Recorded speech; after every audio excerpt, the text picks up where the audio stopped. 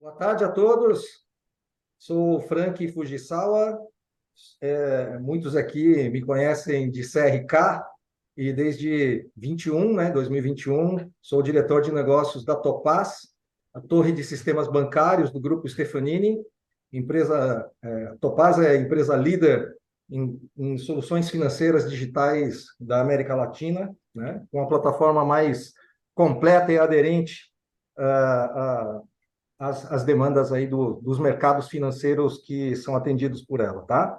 A Topaz tem uma experiência, um background aí de quase 40 anos atendendo bancos e instituições financeiras nessas geografias, né? América Latina, Brasil, Estados Unidos, alguns países da Europa também, presente em 25 países, praticamente 300 clientes, mais de 290 clientes, distribuídos por esses países.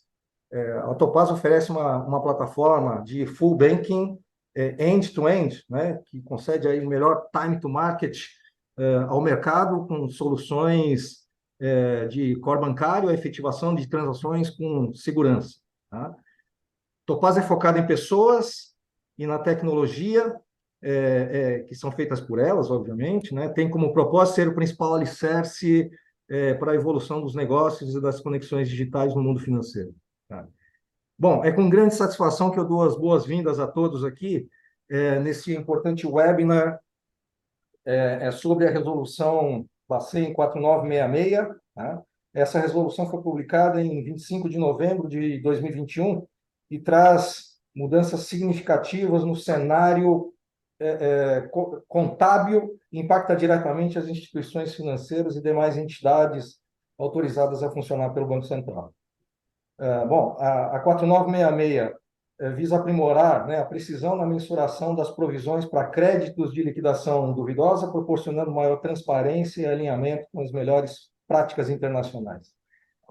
Para os trabalhos de hoje, eu tenho aqui a honra de receber os nossos convidados, né? O Everton Vieira, ele é diretor da BIP, um especial agradecimento ao Ivan Naxa, sócio da BIP, grande parceiro de muitas décadas, que concedeu aí essa honrosa participação do Everton nos nossos trabalhos aqui. A BIP é a consultoria de referência sobre a resolução 4966 no mercado brasileiro, atende praticamente 40 instituições financeiras, grandes bancos e outras instituições aí nesse projeto, né? E tem sido um dos protagonistas em termos de conhecimento dessa resolução, prestando serviços aí, assessment para associações de classe, empresas de tecnologia e dezenas de instituições. Tá?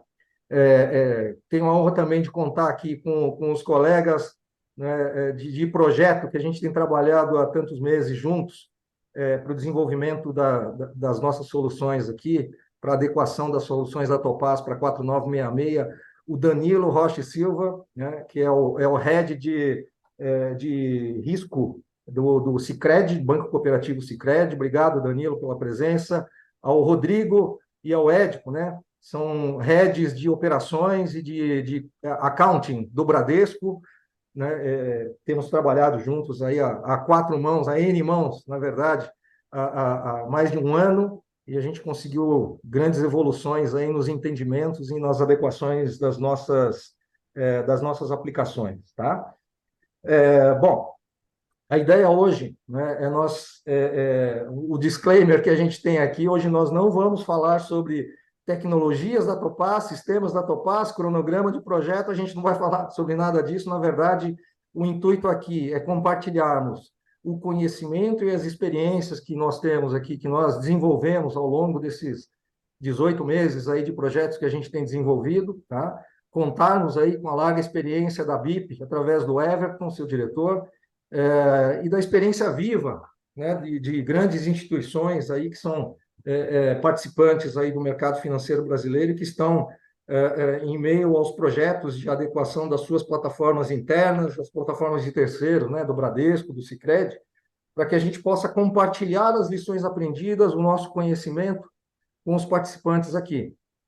Tá? Então, a ideia hoje é prestarmos um serviço de utilidade pública para os nossos colegas, né, que a gente não consegue ver aqui, mas com certeza estão todos ansiosos, aí, todos empenhados em se adequar à Resolução 4966. Tá? Então, eu queria dar início a essa jornada de conhecimento, né?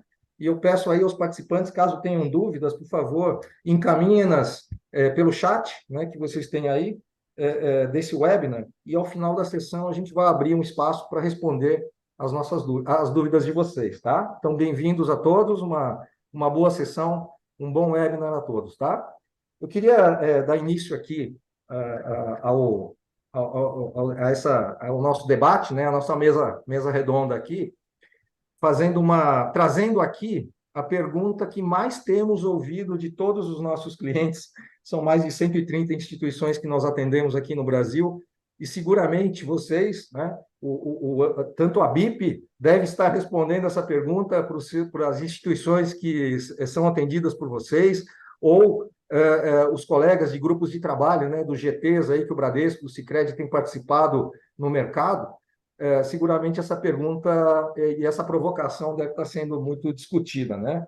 Então, eu gostaria de endereçar essa pergunta para vocês, né, e abrir aqui os nossos trabalhos com o questionamento: olha, o Bacen manterá o cronograma de implantação da 4966 em 2025, né, para os grupos 1.3, 1.6 e o restante dos outros grupos em 2027, a implantação definitiva, né? Essa é a pergunta, né? O cronograma de implantação será mantido? E aí eu já encadeio a pergunta seguinte, né? Caso vocês entendam, caso, né, o Bacen não mantenha essas datas, né, o que deverá, né, o que poderá provocar uma postergação dessas datas, um replanejamento dessas datas. Então, eu queria que o Everton nos trouxesse a experiência da BIP com relação a essa dúvida que está na boca do povo, está todo mundo perguntando, e depois a gente compartilha isso com o Danilo, com o Rodrigo e com o Édipo também. Essa pergunta de 1 milhão, né, Frank? Acho que está todo mundo com Essa é. essa ansiedade ou com essa, pelo menos, expectativa, né? E acho que eu posso compartilhar um pouco do que eu venho observando. Acho que aqui, naturalmente, via associações ou alguns eventos que a gente participa em conjunto com o Banco Central, sempre é questionado, o pessoal naturalmente se posiciona em forma de expectativa, né? E hoje a expectativa é muito baixa, para não dizer nula, que essa norma seja postergada de fato. E o feedback que a gente tem do Banco Central, nos questionamentos, nas conversas, é que uma série de pleitos do mercado, naturalmente não todos, mas uma série de pleitos simplificaram, de certa forma, alguns pontos da norma. Então, a própria questão da modelagem simplificada de perda esperada foi um pedido grande do mercado, agora é muito questionado, né, em relação aos percentuais que são, de fato, altos. A própria questão da materialidade da taxa efetiva de juros, algumas permissividades e como diferir ali o impacto da taxa efetiva de juros, a questão de passivos a valor justo, ou seja, o próprio plano de contas que foi postergado, uma parte dele para 2027. Então, o Banco Central sempre se posiciona sinalizando. A gente flexibilizou uma série de coisas ao longo do tempo, a norma é de 2021, naturalmente saíram alguns complementos ao longo dos últimos anos, mas a sinalização é sempre que a norma será mantida para 2025, até porque tem um fator, um tempero ainda adicional nisso tudo, que é a Lei 14.467, que está muito conectada, né, com a 4966, que trata ali de crédito tributário de operações de crédito, de PDD, basicamente, e que ela passa por um rito de aprovação totalmente desconectado do Banco Central, né, por ser uma lei, tem todo o trâmite de aprovação de uma lei via Congresso e afins. Então, eu acho que ainda tem mais, além dessa jornada desde 2021 do Banco Central, de entender no mercado, flexibilizando alguns pontos, ainda tem um fator da lei, eu acho que é muito improvável que essa norma seja postergada. Então, pode acontecer, eu acho que tudo pode acontecer, o Banco Central vem aí se movimentando, se aproximando das associações, recentemente também entrou em contato com algumas companhias, com uma série de questionamentos para entender o momento delas em relação à implementação. Naturalmente, ele está acompanhando, avaliando o mercado de uma forma mais sistêmica, mas a expectativa e acho que assim, a gente não trabalha hoje em termos de projeto, de indicação, de cronograma dos projetos que a gente está atuando, os quase 40 projetos, com essa possibilidade, que eu acho que ele é muito remota. Então, eu vou ficar muito surpreso se, de fato, a gente tiver alguma mudança de rota nesse ano.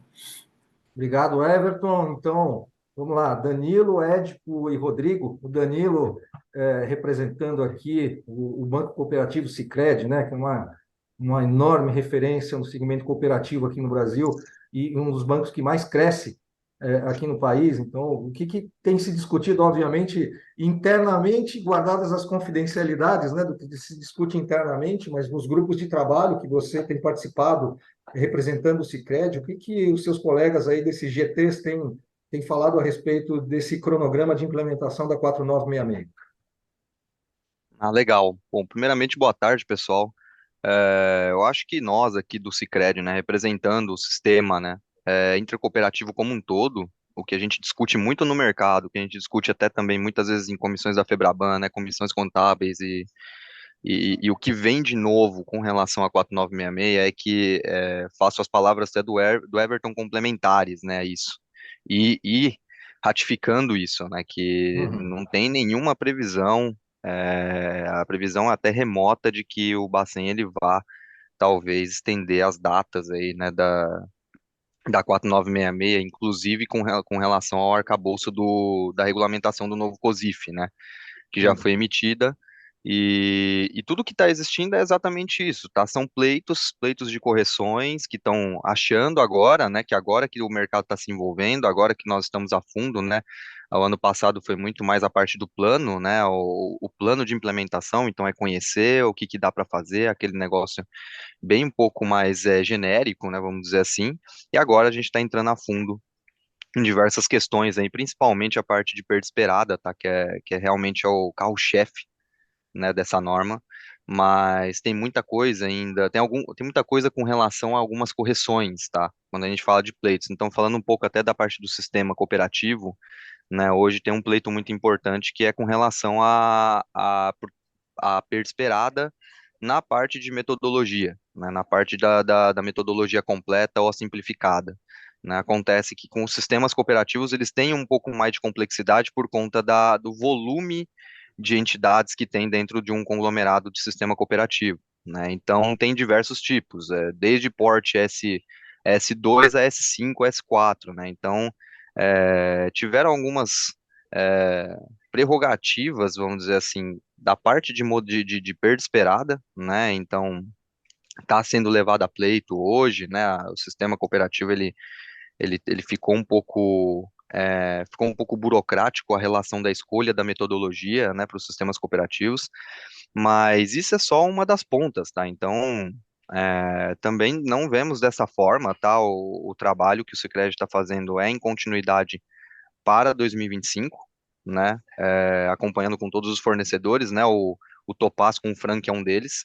Sim. Ah, tem diversos outros também, e até com relação ao novo COSIF, né? Até os ERPs contábeis também, né? Que estão envolvidos, né? Dentro desse processo.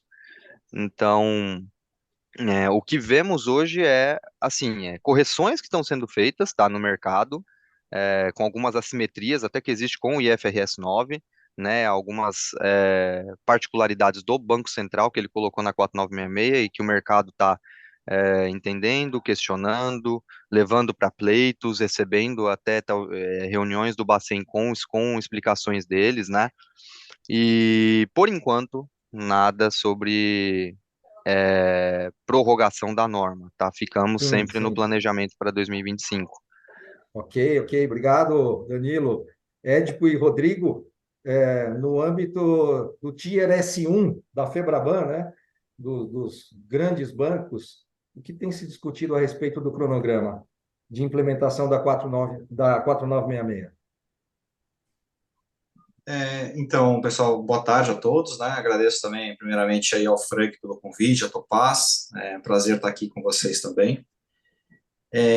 Na verdade, é um pouco mesmo que o Danilo e o Everton já trouxeram, Frank. Realmente não há, a gente não trabalha, o mercado como um todo não trabalha com a possibilidade de postergação da norma.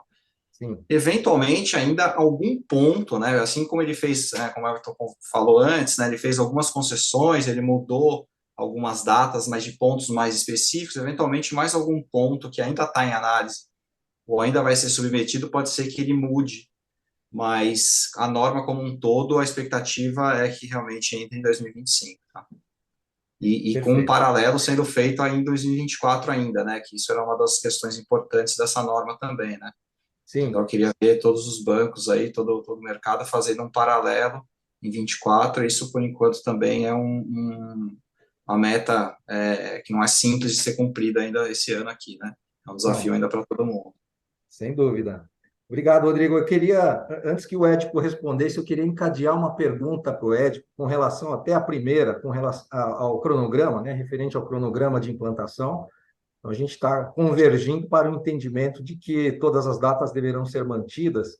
E aí a pergunta que eu queria fazer para o Édipo, que é um head, né, de accounting do Bradesco, né, das normas contábeis do Bradesco, a alteração que está sendo feita, está sendo proposta pelo Bacen, né, na estrutura de contas do novo COSIF, né, ela é extremamente radical. Então, nós temos ouvido bastante, principalmente, depoimentos dos contadores, né, das áreas contábeis dos bancos, de que a alteração é demais radical, certo? É uma alteração de uma estrutura contábil que vigora no país há quase 60 anos e a alteração está sendo muito radical, e isso pode provocar, sim, né, uma eventual postergação de datas de implantação e tudo mais. Então, como é que você, né, que é um líder aí, um head de normas contábeis do Bradesco, como é que você enxerga que este impacto e este pensamento, né, dos times contábeis dos bancos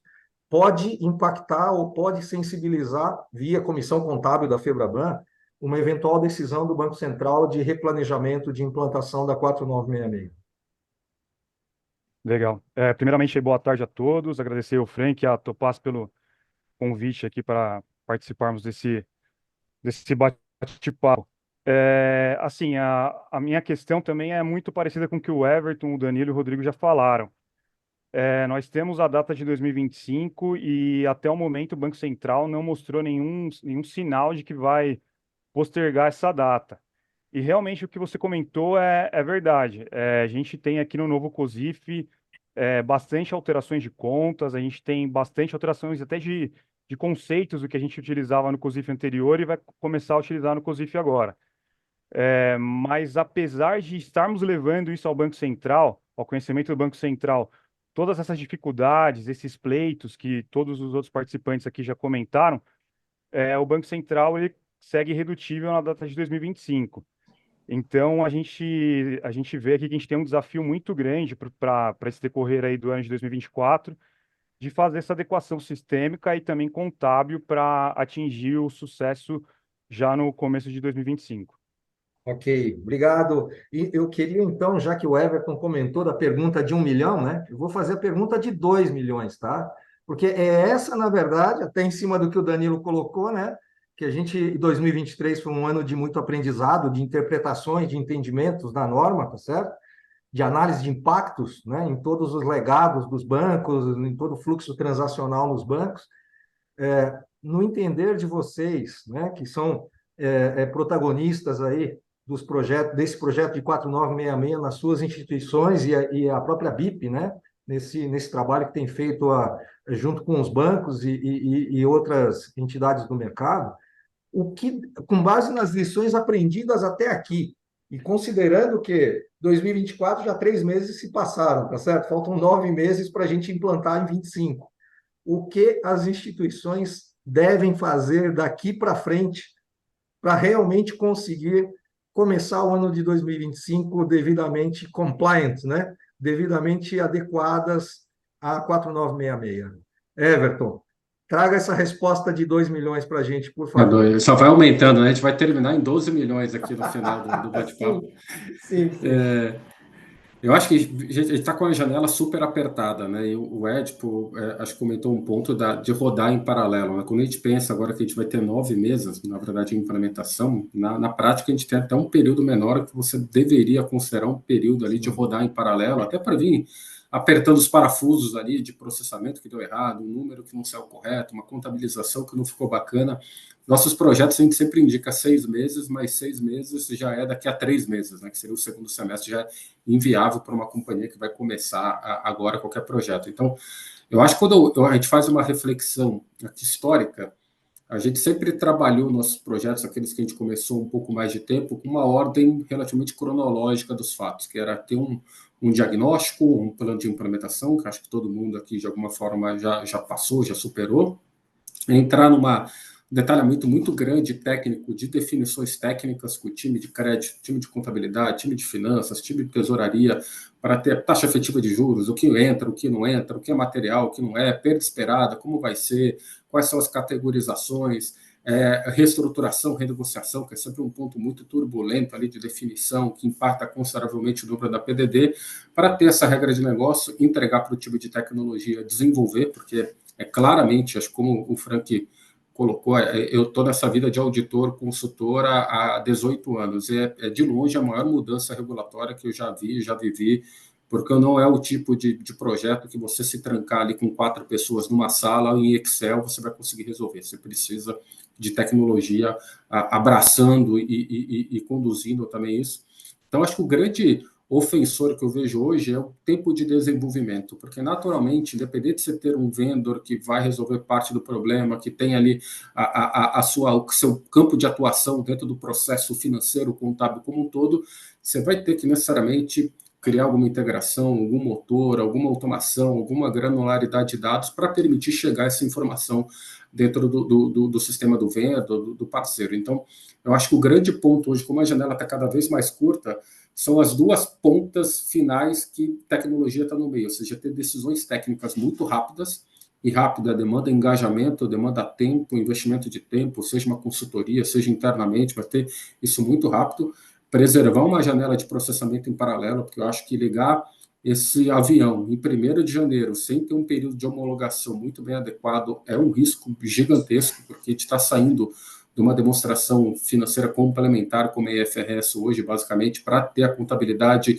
oficial, vamos assim dizer, que vai para reporte regulatório, que vai para Banco Central, que vai para o mercado de uma forma geral, e tentar ter uma janela razoável de desenvolvimento de tecnologia, que é essa avaliação com os vendors, com os parceiros, internamente com tecnologia, com fábrica de software, enfim. Então, acho que essa janela, como está cada vez mais curta, eu acho que ter essa visão muito clara, muito rápida, e também ter um discernimento de quais batalhas a gente vai procurar vencer em 2024, aquelas que eventualmente a gente vai deixar para 2025, mas a gente tem que ter um paliativo para rodar de alguma forma um pouco mais simplificada, mas com os controles necessários. Eu acho que é o grande exercício. Agora, colocar todo mundo na mesa, conscientizar todo mundo do desafio, não é um projeto contábil, não é um projeto de tecnologia, não é um projeto de riscos, é um projeto corporativo, de fato, e a janela está cada vez mais curta, né? Então, eu acho que quem eventualmente ainda está muito no campo das ideias, do diagnóstico, de avaliação de impacto, é um mão na massa agora, porque a janela é extremamente desafiadora. Obrigado, Everton. E antes de passar a palavra aí para o Danilo, para o Ed, para o Rodrigo, eu só queria trazer um ponto que você trouxe muito importante, né? Quando você menciona aí os vendors, né? O papel dos vendors nesse projeto aqui, na entrega desse projeto, há também que se considerar que Sicredi e Bradesco, por exemplo, são instituições financeiras com um grande volume de desenvolvimento interno, muitos legados grandes, né, gigantes internos, e também trabalham com vendors externos, tá? Então, provavelmente devem ter nessa matriz aí de fornecedores, de parceiros, né, aqueles que já estão mais desenvolvidos, aqueles que ainda não começaram, aqueles que estão no meio do caminho, enfim, e fora todo o desafio de fazer com que os times internos se adequem às normativas, às diretrizes da norma, né? Então, eu queria entender como é que vocês, né, grandes instituições que têm bastante desenvolvimento interno e que têm também parceiros externos, como é que vocês enxergam o que deve ser feito, quais as batalhas que têm que ser vencidas daqui para dezembro de 2024, né? Danilo, fica à vontade. Não, claro. Não, acho que o Everton trouxe é realmente muito importante porque ele mexe, ele trabalha em várias instâncias, né? Quando a gente está falando de FRS 9 e, e é uma norma nova, né? Vamos dizer assim, é 2018 que foi implementado isso na Europa, né?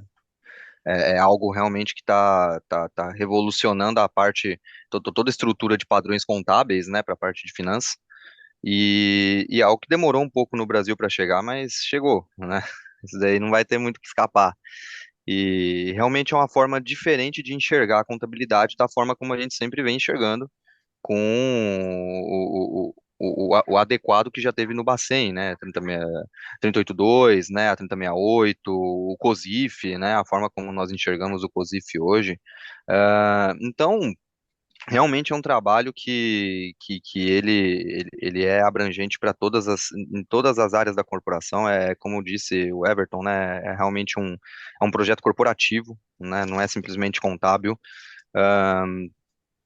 E também, e aí as grandes dificuldades que nós temos, né, que são os legados, né? Os legados realmente é isso que eu imagino que o mercado ele tem bastante sensibilidade com relação a isso, né? Porque realmente é bem complicado tudo que é hard code, né? E tudo que está dentro de sistemas é, mais em linha mainframe, mais sistemas de alta, né? E tudo mais.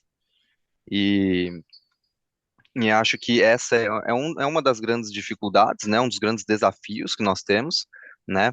Mas é isso que é importante, né? Também o apoio dos fornecedores, né? O sempre estar em linha de comunicação com as necessidades, ahn, com as necessidades que a norma vem trazendo, com as atualizações e com o prazo, né, que é algo realmente crucial. Nós temos aí realmente já estamos já acabando o primeiro trimestre, né? Já. Então é o momento já de da gente já estar entrando em linhas de desenvolvimento, daqui a pouco em linhas de homologação, né, para já acompanhar também a produção e o pós-produção, né? Que é aí que vem ainda continua, né? Mesmo além de 2025, ainda vai continuar todo esse trabalho, né?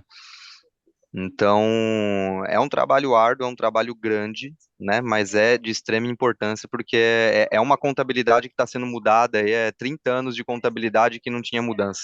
Sim, 20 anos, né, vamos dizer, da prática de padrões, né? COSIF mais antigo. Então, é basicamente uma mudança que diria histórica, viu, no mercado financeiro, sem tá? dúvida, sem dúvida. Obrigado.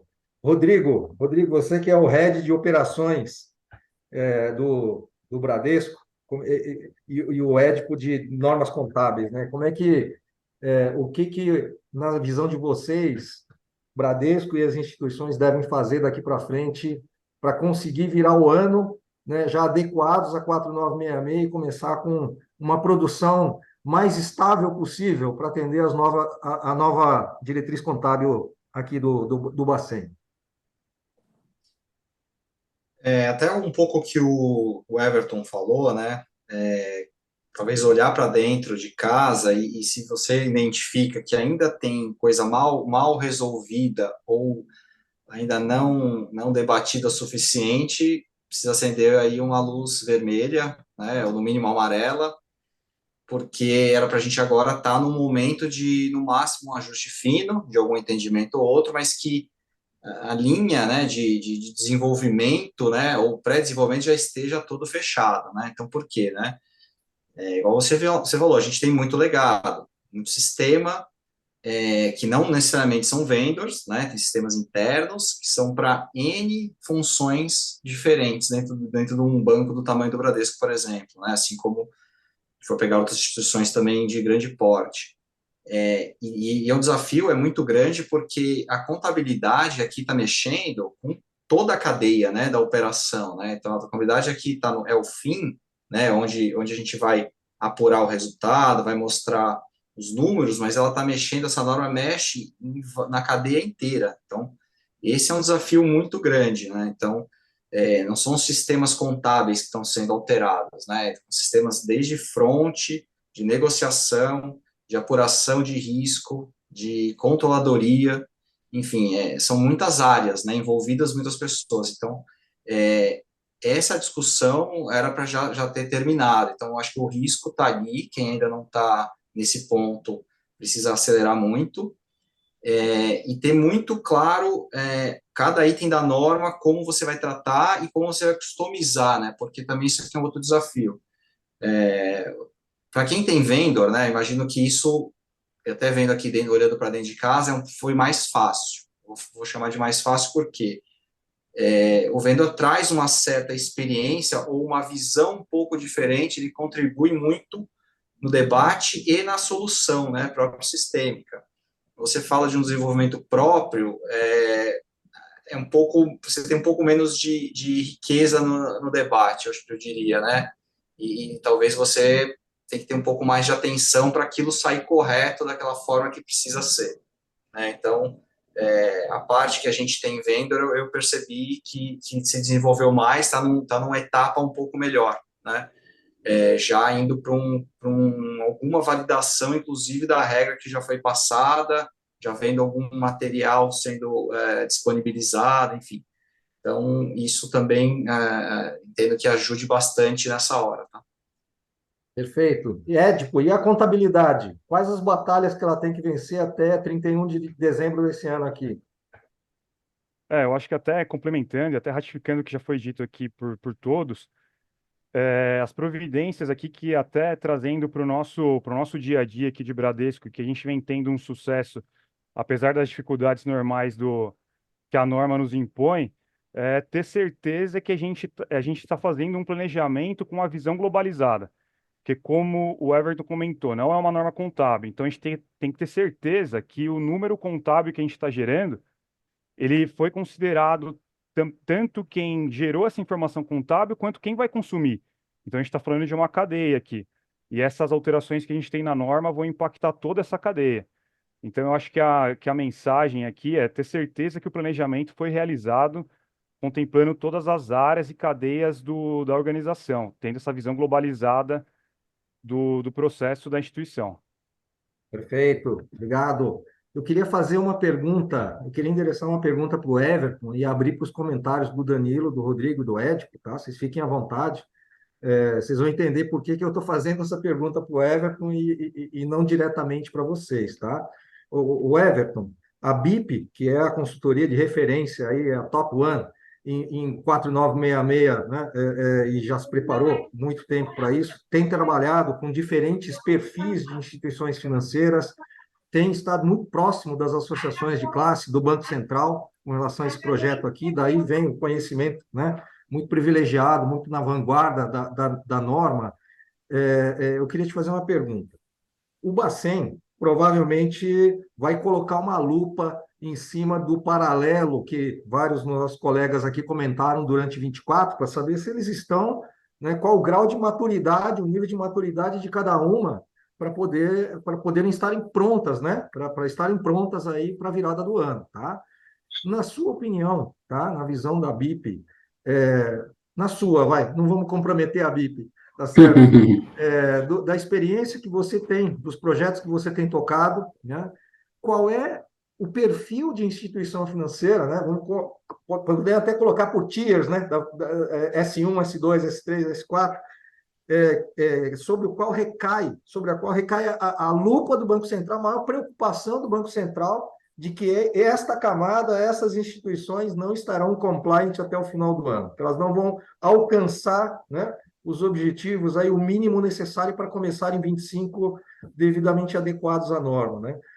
Qual é esse perfil e por que o Banco Central tem essa preocupação sobre essa camada, esse perfil de instituições?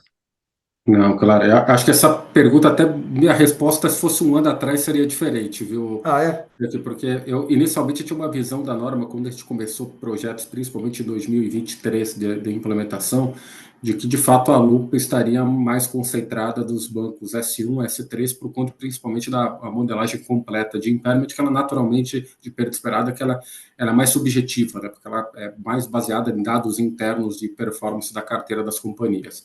Naturalmente é que as companhias um pouco maiores, e até por isso essa obrigatoriedade do Banco Central de migrar para o modelo completo, acho que elas também têm mais histórico, eventualmente já ter demonstrações financeiras em FRS, já tem alguns modelos de perda esperada, já tem um ponto de partida um pouco mais estruturado.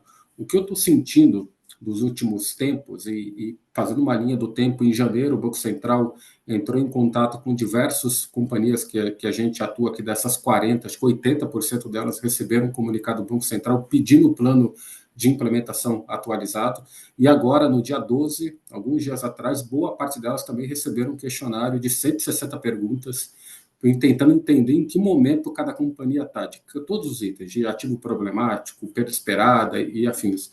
Então, eu acho que a lupa do Banco Central, que, a meu ver, inicialmente ficaria um pouco mais concentrada nas maiores companhias, por conta do porte, da significância para fins de impacto de uma forma geral, estou vendo que ela está ampliando, porque acho que uma grande preocupação do Banco Central, justamente até por conta dessas particularidades, adaptações que foram feitas, é a questão também do risco sistêmico, né? Então, partir para um modelo simplificado, no caso de companhias S4, S5, que vão eventualmente ter que ter uma autorização prévia do Banco Central para ir para a modelagem completa, e essa modelagem completa, o Banco Central já sinalizou que ele vai avaliar desde a qualidade dos sistemas, a processos estruturados, dados estruturados, a robustez das equipes de riscos, finanças. Então, acho que se eu tivesse hoje que tirar uma resposta geral, acho que em todo mundo, né? Não vai ter ninguém que eu acho que até vai passar ileso por esse filtro do Banco Central, essa lupa, porque embora as companhias maiores tenham mais significância, mais porte, mais potencial impacto, o mercado brasileiro é muito pulverizado, né? Principalmente nos últimos anos, a gente teve muitos entrantes, então é muito pulverizado e boa parte dessas companhias já estão no radar do Banco Central, até quem teve a oportunidade de participar do GRISC da FEBRABAN em novembro, ele apresentou um mapa de monitoramento de uma série de normas do Banco Central, onde boa parte das companhias ou estavam em status de amarelo ou vermelho. Então, o Banco Central já tem uma preocupação natural de como as companhias estão investindo tempo, recurso e tudo mais na migração de aspectos regulatórios. Então, eu acho que hoje minha resposta seria: todo mundo, de alguma forma, vai ter algum contato, seja agora, seja durante o ano, seja no começo de 2025, uma lupa ali do seu fiscal para querer entender em que momento a companhia está e como que a companhia está estruturada para esse desafio. Perfeito. Obrigado. Danilo, Édipo e Rodrigo, gostariam de fazer algum comentário sobre a resposta, excelente resposta aí do Everton? Claro, gostaria sim, tá? Inclusive complementando aí o que o que eu venho percebendo com o Banco Central relacionado a 4966 e até com o comportamento deste com a outras normas que antes surgiram e foram também grandes mudanças, como a 4557, né, que é de gerenciamento de risco, tá? Que é o arcabouço todo de gerenciamento de risco, que realmente foi uma mudança muito grande. E o que, que o Banco Central, até no pós-implementação, o que, que ele espera, tá? Ele deixa muito claro nas reuniões, inclusive quando ele apresenta alguma dúvida normativa, principalmente da 4966 e tudo, que ele quer ver três principais características, tá? Que é importante para todos os bancos, tá? Todas as instituições que estão dentro do plano do IFS 9. Políticas, né? Formalização. Isso daí de fato, eles cobram muito isso, principalmente quando eles vão fazer inspeção, tem que ter muita política, tem que ter, tudo tem que ser formalizado, políticas, atas de assembleia e tudo mais, né, processos, tudo tem que ser muito bem formalizado, né, consistência, ou seja, validações, processos de validações, processos de integridade. Então, quando a gente está falando de perda esperada, ele espera muito que tenha que tenha processos de validação de modelos, que tenha processos de realmente para manter a robustez de quando a gente está falando de mensuração, né? Porque julgando o que é diferente hoje, principalmente quando a gente está falando de provisão, de PDD, né, de PCLD, a gente está falando que hoje é um modelo mais simplificado, né? Hoje o processo ele é totalmente baseado em ratings definidos já pelo próprio Bacen, né? Hoje não, hoje vai ser basicamente cada um vai ter o seu modelo, né? Cada um vai ter a sua forma. Então, de certa forma, é muito importante que tenha essa consistência. E outra coisa que ele busca é controles, né? E aí é onde entra os nossos fornecedores, né? Quais os controles nós vamos poder assegurar dentro de todos os processos, de tudo que a gente pode cobrir da 4966, né? Então, isso é realmente, de fato, muito importante. É isso que eu venho acompanhando junto nas reuniões do Bacen, até com colegas de mercado que estão passando por outros processos, né, de inspeção do Bacen com outras normas, né? E isso realmente é muito solicitado, tá? Então, de certa forma, isso ninguém vai escapar, tá? Isso daí depois de implementado, vai ter que, todo mundo vai passar pela mesma prova, né? Perfeito, perfeito. Obrigado, Danilo. Rodrigo e Ed, gostariam de fazer algum comentário sobre as respostas que foram dadas pelos colegas aqui? Só reforçar um ponto que o Danilo comentou, achei bem importante, essa questão de norma interna, né, de política, a gente vê como um ponto muito importante aqui, né, porque ela altera, né, muito que já está vigente dentro das instituições, né, então vão ter muitos processos ou formas de fazer diferentes, então essa atualização não deve ser negligenciada, essa atualização de política, é um dos pontos que eu e o Ed, a gente conversa bastante e tenta sensibilizar, né, as pessoas na organização com essa questão de deixar tudo formalizado, tudo escrito, porque existem coisas que você vai fazer bem diferente do que são feitas atualmente, né? Então, esse é um ponto que, com certeza, o Banco Central vai olhar, sim. Independente de quem ele olha ali, tá? De quem ele vá, eu não vou nem discordar do Everton, concordo aí com o que ele falou com relação ao que o Banco Central, acho que ele vai olhar para todo mundo. Tá? Perfeito. Mas, Édipo, tem algum comentário? Eu acredito que é o que já comentaram aqui. Na verdade, assim, olhando para o contábil, o que eu consigo enxergar, até pensando em COSIF, plano de contas, é que o Banco Central vai ter uma visão agora com viés muito de risco, principalmente com a inclusão dos estágios lá nas contas de compensação. Então, olhando para o contábil, a gente tem essa sensação que o Banco Central também tem essa preocupação aqui do risco, de olhar isso lá no contábil. Então, acho que, assim, a lupa serão em todas, na verdade, em todas as instituições. Mas, olhando assim especificamente para o contábil, eu vejo que esse tema de risco vai ter uma atenção bem interessante aí por parte do Bacen. Perfeito, perfeito. Eu queria fazer uma pergunta, de novo para o Everton. Everton, você é a vítima da vez hoje, viu? Mas principalmente por causa dessa visão diferenciada, né? Multidisciplinar que a BIP desenvolveu sobre diferentes perfis de instituições. E aí depois eu passo a palavra para o Danilo, para o Ed, para o Rodrigo, para confrontar, né? Para a gente fazer a comprovação, na verdade, do que você vai trazer de resposta, né? Para nós aqui. Sobre as diretrizes, né, os agrupamentos, né, das diretrizes da nova norma, né, da 4966, então a gente tem classificação de instrumentos financeiros, perdas esperadas, stop accrual, reestruturação, mensuração de garantias, enfim, tem 8 ou 9 grandes grupos, né, de temas que são trazidos aí pela 4966, né? Considerando aí esse grande grupo que vocês atendem hoje, qual desses temas tem sido mais difícil para as instituições afrontarem, resolverem, né? Por que elas estão tendo essas dificuldades sobre esse tema e o que elas deveriam fazer para resolvê-las? Eu acho que tem alguns pontos, Frank. Eu acho que certamente a perda esperada, vou entrar um pouquinho mais em detalhe, acho que o item mais impactante de uma forma até quantitativa final, mas acho que essas lições aprendidas aí do último ano e meio de projeto, algumas cicatrizes aí que a gente vai aprendendo, algumas coisas também na realidade, no jogo jogado, de fato.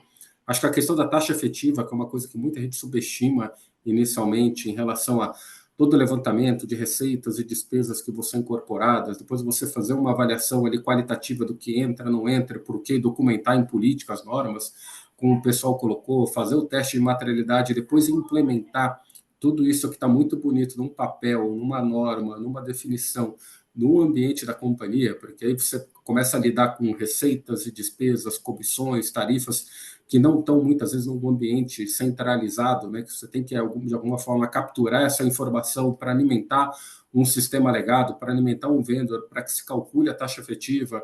E aí a gente tem a discussão que o Edipo deve estar sentindo bastante da questão fiscal, né? Quando você pega uma receita que está como serviço, você passa a reconhecer ela como receita financeira, o fisco municipal não se manifestou, então você tem que estornar para fins de fisco e contabilizar ali como receita de serviço para ter o ISS. A gente entra nos menores aqui, que acho que é um desafio operacional muito grande, acho que é algo que a temperatura, nível de criticidade disso que eu, pelo menos, tinha um ano atrás, era muito menor do que hoje, porque o jogo jogado ensinou muita coisa para a gente, mas de longe, acho que tivesse que colocar um ponto principal, a questão da perda esperada, certamente. Para aquelas companhias maiores, S1, S3, por conta de toda a complexidade estatística de probabilidade de default, loss given default, a exposição a default, aquela sopa de letrinhas aí que a gente tem, que o time de riscos, de fato, tem que desenvolver uma modelagem muito mais robusta, muito mais com dado interno do que puramente a tabela da 2002. Ela é certamente um grande desafio em termos de arquitetura, definição técnica,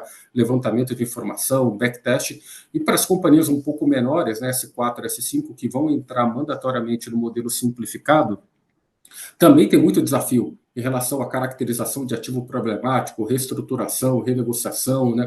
Os aspectos que a gente sai do modelo, como o Danilo bem colocou, de puramente aplicar uma tabela do Banco Central para ter fatores internos que têm que ser monitorados e muitas vezes hoje não são monitorados, porque o negócio não precisa monitorar, pelo menos na tempestividade, para ter um fechamento contábil, ela é muito importante e boa parte das companhias S3, S4, S5 a gente atende, eu digo que 90% delas já estão se planejando também para fazer a migração para o modelo completo, para fazer aquele pedido do Banco Central que ele vai avaliar a partir de 2025, porque o que a gente vem observando, e você sinalizou agora há pouco a BBC, é um Sim. impacto de entre 2082 e 4966 simplificado na ordem de 40% a 60% de acréscimo de provisão, por conta dos percentuais que são muito mais elevados. Então, está todo mundo planejando entrar, porque é o que precisa ser feito em 1º de janeiro de 2025, mas já pedir esse pleito para o Banco Central. Isso vai acarretar um aumento da lupa do Banco Central, porque ele já sinalizou que ele só vai aprovar mediante uma avaliação do ambiente tecnológico, governança política, gerenciamento de riscos e processos das companhias. Então,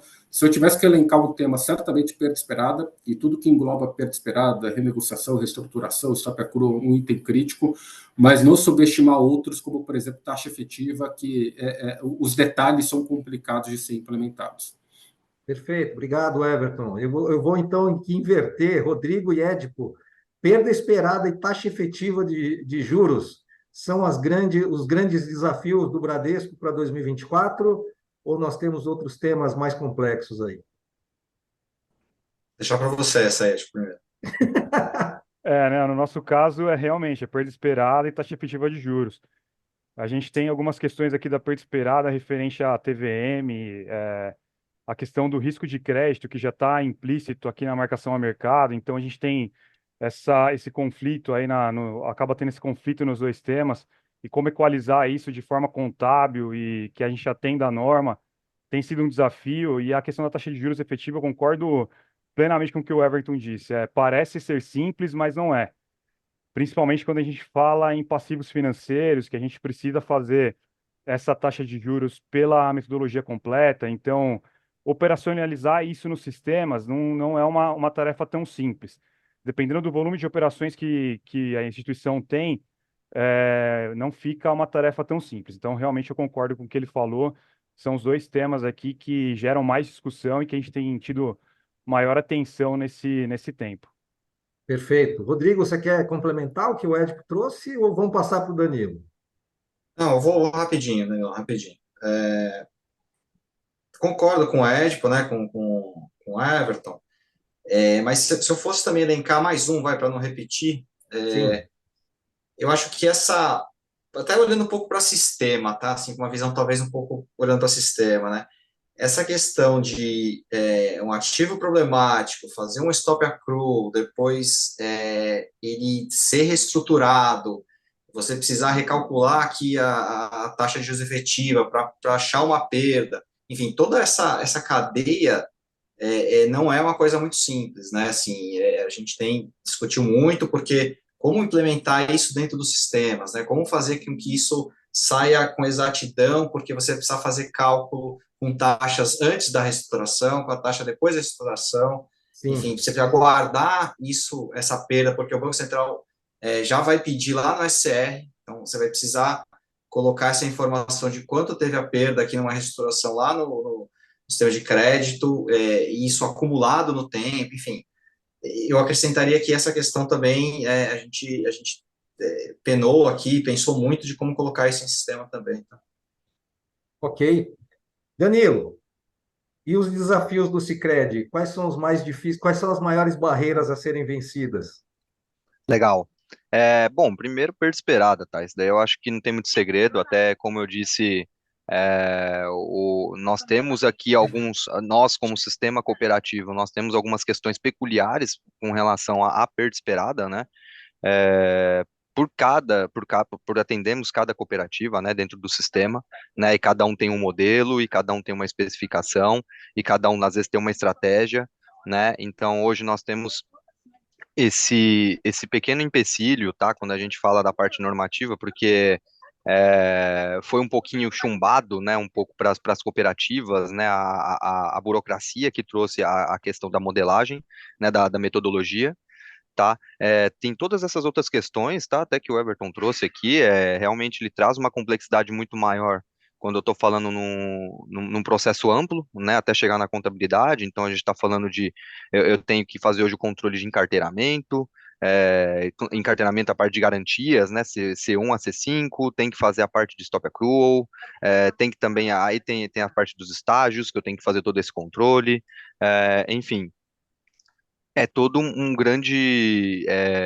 São muitas variáveis para aplicar dentro de um assunto só, né? Realmente Sim. isso traz muita complexidade e tudo mais. Parte de taxa de juros efetiva, eu acho que é um ponto importante, porque o Banco Central, até porque a gente está falando que a 4966 é um IFRS 9 tropicalizado, né? Então tem lá suas anuâncias, suas diferenças, né? Então, para nós, né, claro, é um dos pontos, tá? Porque a gente está falando muito da parte do legado, né? Os sistemas legados realmente são um pouco mais difíceis de você fazer esse tipo de alteração, né? Mas o Banco Central ele até trouxe um pouco de facilidade quando ele fala de duas metodologias, né? Porque para IFRS não existe isso. A taxa de juros efetiva, ela é de fato uma TIR, né? Uma taxa interna de retorno de todo o fluxo da operação. Já é um pouco diferente do que o Banco Central traz para facilitar. Ele traz a metodologia proporcional, onde eu vou fazer o reconhecimento daquelas taxas recebidas e pagas, né, que faz parte do custo de transação, do custo de originação. Eu posso fazer o reconhecimento de forma proporcional. Então, às vezes, eu não preciso mexer tanto no meu sistema para poder modificar ali toda uma estrutura que já existe, né? Às vezes de cada modelo, de cada operação, de mensuração de rendimento, custo amortizado, enfim, das operações. Isso traz uma facilidade, mas em outra ponta, às vezes aparecem outras coisas que não são tão fáceis, né? Então, tem um assunto novo, por exemplo, que está sendo muito falado lá no Banco Central, que é com relação à parte de câmbio, né? Hum. Quando a gente fala do teste SPPJ, né, que é para validação do somente principal e juros, ah, tem uma questão específica para operações com variação com moeda estrangeira, onde eu tenho que ter uma vinculação com o passivo de moeda estrangeira. Isso não tem no IFRS, tá? Uhum. Mas isso foi uma prerrogativa trazida pelo Banco Central. Isso complica bastante, por quê? Porque agora nós, como instituição financeira, nós temos que mostrar, se a gente quiser fazer a classificação dentro do custo amortizado, ou seja, não receber ali o, o- a variação dos ajustes de valor justo, né, para ter que classificar às vezes para valor justo por meio do resultado, não passar no teste, eu tenho que comprovar uma vinculação do passivo, ou seja, dos fundings, né, vamos dizer assim, daqueles ativos que eu tenho em moeda estrangeira. E isso gera um pouco de complicação, porque eu tenho que montar a política, tenho que Sim. montar consistência, tenho que montar controle para isso, né? Isso onera bastante, né? Então, um pouco dessa tropicalizada, essas diferenças, elas podem facilitar numa ponta, mas podem dificultar em outra, né? Pode trazer Perfeito. um pouquinho de complicação em outra. Eu acho que um terceiro grande ponto que a gente tem bastante aí, tá? Nós aqui sentimos bastante dificuldade, assim, vai ser um processo trabalhoso, é a parte do novo COSIF. Né, até Uhum. porque essa nova estrutura do novo COSIF, das novas normas que saíram para a nova estrutura do novo COSIF, ela é muito voltada à mudança do IFRS 9, né? Então, você rever todos os roteiros contábeis, reestruturar todos os roteiros, adequar eles aos novos eventos que estão trazendo o IFRS 9, né? Isso realmente exige um trabalho massivo, né? Um trabalho que realmente exige uma curiosidade muito grande, exatidão grande com relação à estruturação contábil.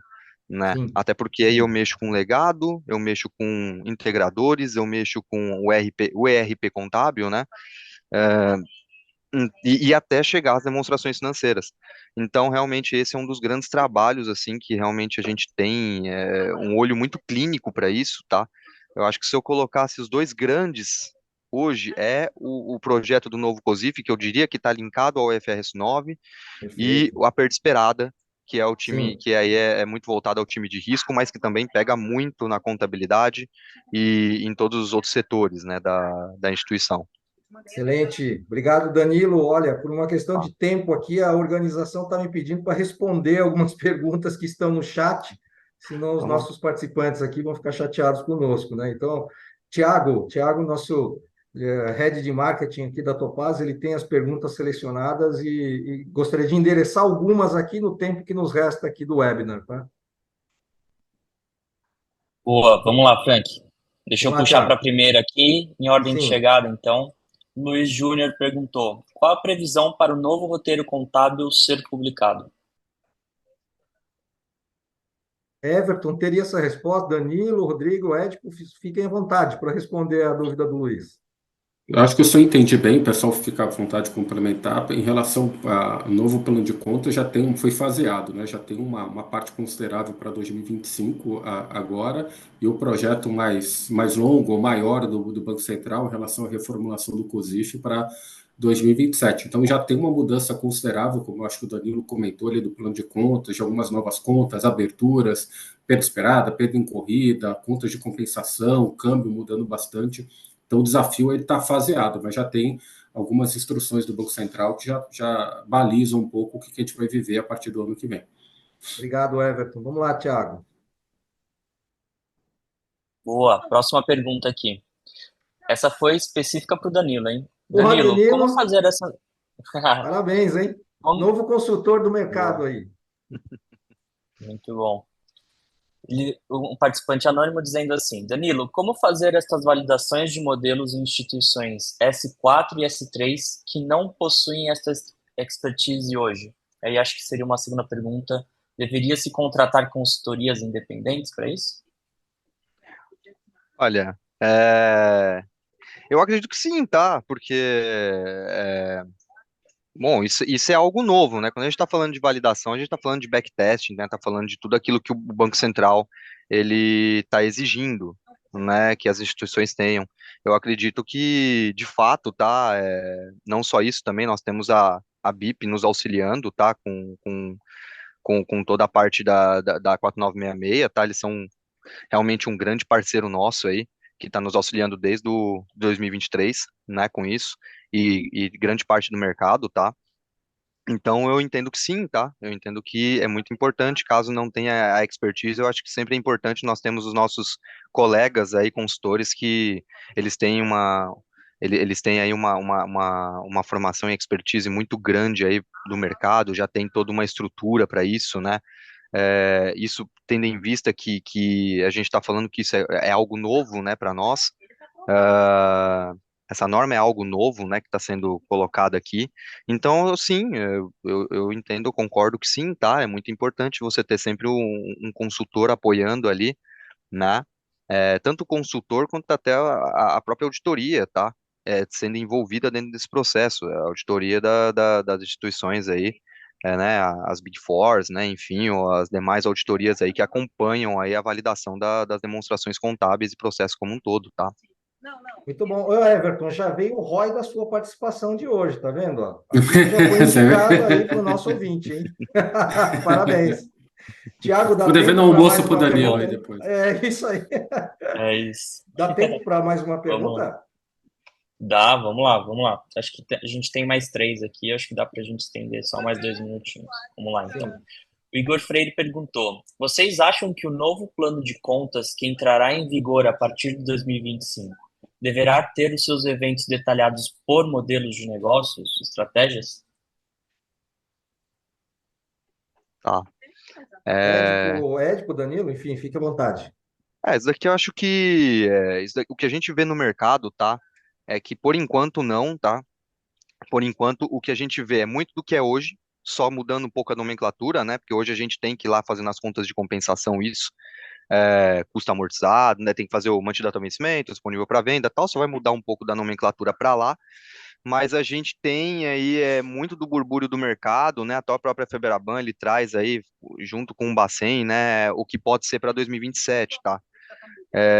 Que talvez pode haver aí uma nova mudança do COSIF, tá? Prevendo isso, tá? Prevendo abrir em estratégias de modelos de negócio, tá? Quando a gente fala na linha dos TVMs, né? E também abrindo por estágio, mas no ativo, tá? Nas contas patrimoniais. Então, realmente, existe sim é, esse entendimento no mercado, tá? De que pode haver mas para 2027, não para o COSIF de agora, tá bom?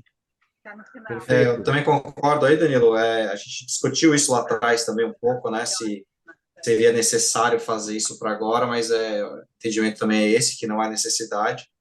E para 27 ainda não é ainda com certeza, né? Acho que ainda não, pode ser que venha alguma coisa aí e que a gente tenha que fazer essa abertura, até eu diria que aproximando a um gerencial, né? É, Fazer essa abertura, né? exatamente. Perfeito. Vamos lá, Thiago. Boa. Próxima pergunta. Quais os procedimentos para as IFs que apurarem as perdas esperadas pelo modelo simplificado passarem para o modelo completo? Essa vai para o Everton, né? O Everton, eu acho que já até respondeu, mas Ah, não falou especificamente das ações, né? Que tem que ser feitas pelas sim. instituições do S4, né? Acho que essa aqui pode deixar comigo, deixa a última para o Edipo ali, Esse... que essa, que essa aqui a gente está vivendo bastante isso, tá, pessoal? Porque na prática ainda não tem isso, claro, na ótica do Banco Central. Provavelmente deve sair uma regulação esse ano estabelecendo isso de uma forma mais clara, mas o que o Banco Central, informalmente, em alguns grupos, reuniões com associações, já sinalizou é que ele provavelmente vai estabelecer uma janela para que a companhia já tenha um modelo de completo, né, estabelecido. Provavelmente ele está imaginando algo de 2 anos, ou seja, não é implementei agora, não fiz ainda o monitoramento durante uma boa janela de tempo, já consigo ter a migração e provavelmente ele vai estabelecer uma série de requerimentos relacionados à estrutura, governança, políticas, sistemas, controles internos, acho que um pouco até do que já foi sinalizado aqui pelo pessoal em termos de governança para você ter aprovação e ter esse modelo, dado que é um modelo que deixa de usar uma planilha, uma referência, uma tabela e passa a ter muito dado interno, né, muito dado estatístico, ele é naturalmente mais subjetivo. Então, esses controles aí vão ser necessários. Obrigado. Última pergunta vai para o Boa. Edipo. Pergunta dos 5 Vamos lá, milhões, então, Ed. então. Vamos lá. Para a gente fechar aí. A taxa efetiva de juros dos instrumentos financeiros de TVM deverá ser calculada pelo modelo completo ou poderá ser calculada pelo modelo simplificado?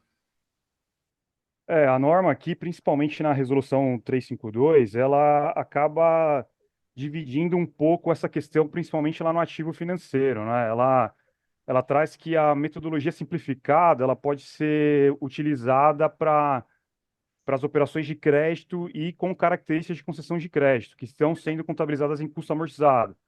Então, a gente tem essa diferenciação aí no ativo. Já um pouco mais para baixo aí na norma, ela já exclui essa possibilidade para os passivos financeiros. Então, a gente tem essa divisão aí entre modelo completo e simplificado. Mas até respondi rápido, porque eu acho que seria interessante também o Everton e o Danilo darem a posição dele, que é um tema bem sensível, se der tempo, né? Para É. mim. Não, Sim, claro. sim. É um pouco Vamos essa lá. visão também. Ainda tem algumas provocações junto ao Banco Central, né? Para deixar um pouco mais claro alguns entendimentos que, de fato, às vezes a gente lê um texto, ele está um pouco mais taxativo, a gente lê um texto um pouco mais a seguir, parece que confronta um pouco o anterior, mas é a linha também que a gente está trabalhando em projetos, essa maior permissão para a operação de crédito e não para outros ativos e para passivos financeiros. Ok. Mas é isso, tá? Eu acho que só para complementar, Sim. é isso, tá? A metodologia completa, ela vai ser utilizada para TVMs, vamos dizer assim, porque meio que acaba já sendo uma prática, tá? Por exemplo, passivo, quando a gente fala de funding, muitas vezes tem cálculo de deságio que já é feito, então já faz aqueles cálculos, já faz meio que uma metodologia completa, né? Porque já é calculado o TIR. Então, talvez o Banco Central ele não trouxe muito essa mudança aqui, e para operações de crédito ele acabou trazendo porque não tem esse cenário hoje, e realmente a mudança seria muito grande se tivesse. Excelente. Obrigado, Danilo. Bom, chegamos ao fim do webinar. Quero fazer um agradecimento muito forte aqui ao Everton, Danilo, Édico e Rodrigo.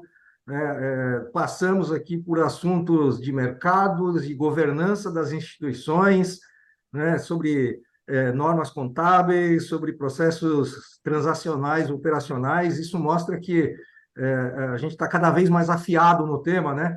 E que, se deixar, a gente fica falando aqui a noite toda, né? E tem tema aí para muito pano para manga ainda, né? Então, isso é bom, tá certo? Então, muito obrigado aí pela participação de vocês. Conto fortemente aí com a parceria para que a gente continue desenvolvendo, né, todo esse conhecimento, transformando em soluções para as áreas usuárias das nossas instituições, das áreas internas dos bancos, né, que vocês atendem, para os clientes da BIP também, tá certo? Então, muito obrigado pela parceria, pela participação, né? Aos participantes aqui, caso tenham dúvidas ou queiram saber mais informações aí sobre a Topaz, entre em contato conosco, né? Os contatos vão ficar aí na tela para vocês e será um imenso prazer conversar com todos, tá? Então, boa noite a todos, muito obrigado e até a próxima. Obrigado, pessoal. Tchau, Obrigado. tchau. Obrigado, boa Tchau, tarde. Muito obrigado, tchau. pessoal. Tchau, tchau.